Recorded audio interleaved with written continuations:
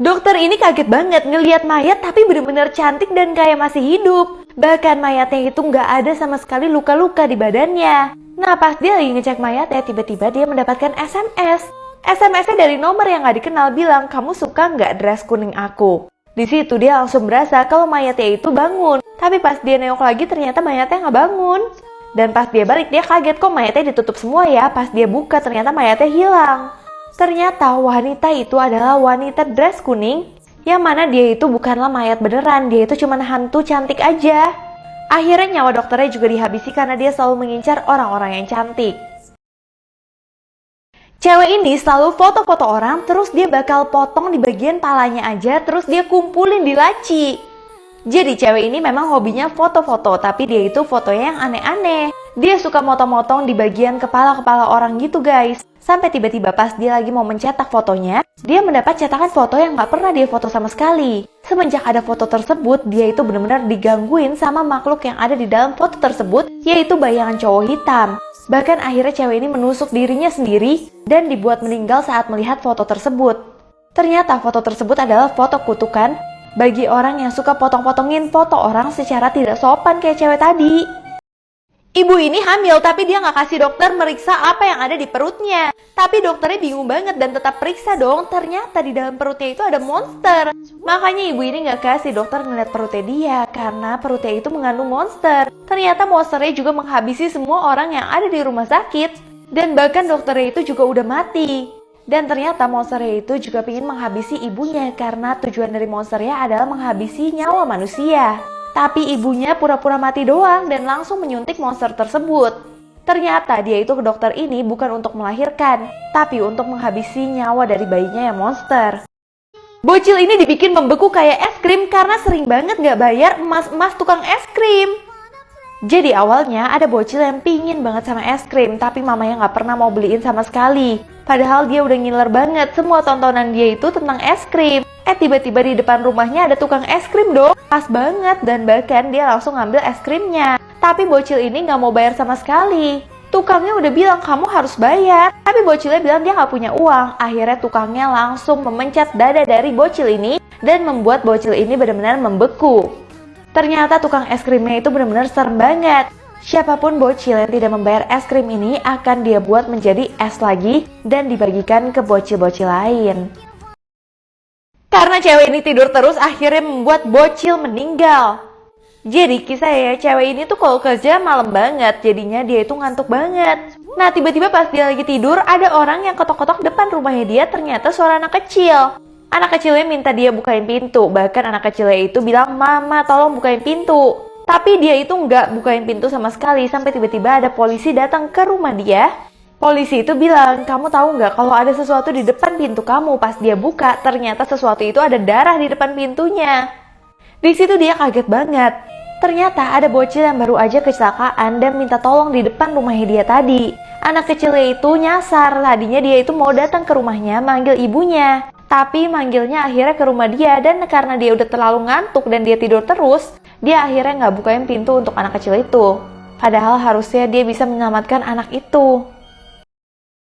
Cowok ini maksa untuk niup paling lama supaya membuktikan kalau paru-parunya itu besar. Jadi ceritanya satu sekolah ini memang lagi dicek kesehatan paru-parunya. Terus tiba-tiba cowok ini berasa keren banget karena kapasitas paru-parunya benar-benar besar banget. Bahkan sampai 4.500. Nah tapi giliran temennya itu kapasitas paru-parunya besar banget sampai 5.000-an. Di sini dia merasa tersaingi banget. Akhirnya dia coba tes lagi. Dia berusaha sekuat mungkin supaya dia bisa mengalahkan mencapai 5.100. Tapi sayangnya dia itu nggak bisa, sampai akhirnya dia ulang lagi tanpa ada jeda sama sekali. Dan itu dia rela menghabiskan nafasnya dia sampai dia itu pingsan, yang penting dia itu menang. Di sini suster dan dokternya benar-benar kesel banget. Karena mereka itu cuma mau cek kesehatan, bukan lomba-lomba kayak gini. Cewek ini lagi ngarang-ngarang bikin editan foto cowok bilang dia itu mimpiin cowok ini. Tapi tiba-tiba 2 juta orang juga mimpi cowok yang sama. Nah cewek ini bingung dong, padahal dia juga ngarang doang. Tapi kok benar-benar terjadi di dunia nyata, dimana semua orang panik banget karena cewek ini bisa menggambarkan mimpinya mereka. Bahkan mereka itu selalu dihantui sama cowok tersebut, dan cowok tersebut benar-benar hadir di dunia nyata, yang bikin semua manusia tuh panik banget. Akhirnya semua orang jadi ngejar-ngejar cewek ini minta penjelasan juga. Tapi cewek ini jadi takut banget karena merasa kalau cowok di dalam mimpinya itu benar-benar mempengaruhi semua orang untuk menghabisi nyawa satu sama lain. Nah, tiba-tiba cewek ini ketemu cowok yang dia buat. Ternyata apapun yang dia rumorkan ke orang itu akan benar-benar terjadi di dunia nyata. Makanya cowok ini bilang jangan asal ngerumorin hal-hal yang palsu. Aku jadi benar-benar datang kan? Cewek ini takut banget sama satu keluarga ini yang suka lemparin barang-barang ke bawah. Pertama dia kesel banget sama anak ini yang lemparin botol ke arah dia. Dia omelin anak ini. Dia bilang kalau kamu lemparin barang-barang kayak gitu itu bisa membahayakan orang lain. Pas anaknya dikasih tahu hal itu, anaknya mulai benar-benar kesel banget. Tapi cewek ini masih penasaran sama orang tua dari anak itu yang nggak tahu cara ngurus anak gimana. Sampai akhirnya dia ke rumah temennya. Ternyata temennya itu tinggal di bawah lantai tempat keluarga itu tinggal. Pas temennya lagi nyari udara segar di luar, tiba-tiba dia itu dilemparin pot sama keluarga serem itu. Pas dia lihat dan nengok ke atas, ternyata ini adalah orang tuanya yang lempar. Jadi orang tuanya akan melakukan seperti itu kalau ada orang yang ngomongin keluarganya aneh-aneh. Setiap manusia pada mau masuk peti selama 3 menit supaya segala penyakitnya sembuh. Ternyata banyak banget orang yang merasakan itu guys. Terus cewek ini mengidap kanker. Dia akhirnya ikut-ikutan masuk peti tersebut. Dan anehnya setelah 3 menit terus dia ke dokter, ternyata sel kankernya itu benar-benar hilang. Dia langsung cerita ke cowoknya dan cowoknya juga seneng banget dong. Tapi tiba-tiba temannya menyadarkan dia kalau sebenarnya cowoknya itu udah meninggal. Nah dia bingung banget, terus yang dia lihat siapa? Ternyata dia baru sadar kalau dia masuk ke peti tersebut, sakitnya dia itu memang hilang tapi dipindahkan ke orang yang paling dia sayang. Jadi tiba-tiba cowoknya mengalami kecelakaan mobil, yang mana dia jadi menggantikan takdir cewek ini untuk meninggal. Di sini ceweknya merasa bersalah banget. Bahkan akhirnya dia memutuskan untuk masuk peti bersama cowoknya agar meninggal bersama. Bocil ini dari kecil ada tulisan semua di badannya dan tambah dia besar tulisannya tambah banyak di badannya. Nah pas dia lagi ulang tahun ke-18 dia itu tulisannya tambah banyak. Terus pas ibunya pergi, ayahnya langsung bisikin dia untuk kabur. Tiba-tiba ibunya mengetahui hal itu langsung menghabisi nyawa ayahnya. Dan di sisi lain di sini ada pejuang-pejuang yang langsung menolong bocah tersebut. Ternyata bocah tersebut itu adalah anak dari iblis. Ibunya sengaja membuat tulisan-tulisan itu ada di anaknya supaya setiap manusia yang melihat tulisan itu nantinya akan meninggal dan akan jadinya hari kiamat. Makanya di sini pejuang-pejuang ini adalah pejuang anti hari kiamat untuk melindungi dunia karena setiap orang yang melihat tulisan itu nantinya manusia akan hilang. Akhirnya bocil ini untungnya udah selamat dari ibunya yang cuma dimanfaatkan doang untuk memusnahkan manusia. Cowok ini akan selalu pencet tombol merah setiap dia salah ngomong lagi deketin cewek cantik.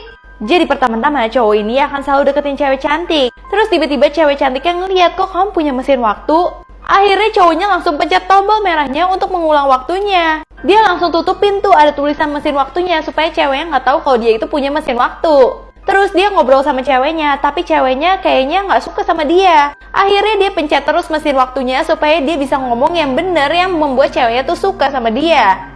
Sampai akhirnya dia ngomong ke ceweknya, dia itu punya mesin waktu loh. Aku melakukan ini semua mengulang waktu supaya kamu itu suka sama aku. Di sini ceweknya merasa tersentuh banget karena cowoknya rela meninggal untuk ceweknya. Nah cowoknya bingung dong meninggal gimana. Kata ceweknya kalau dia pakai mesin waktu tersebut, dia akan meninggal di dunia yang asli. Jadi kalau dia udah pencet waktu selama 18 kali, berarti dia udah meninggal selama 18 kali. Dan ternyata bener aja di 18 dunia yang dia lewatin, dia itu meninggal terus setiap ngobrol sama cewek tersebut. Yang bikin cewek itu takut banget, tapi ternyata cewek itu juga punya mesin waktu untuk mengulang apa yang dia bilang sebelumnya.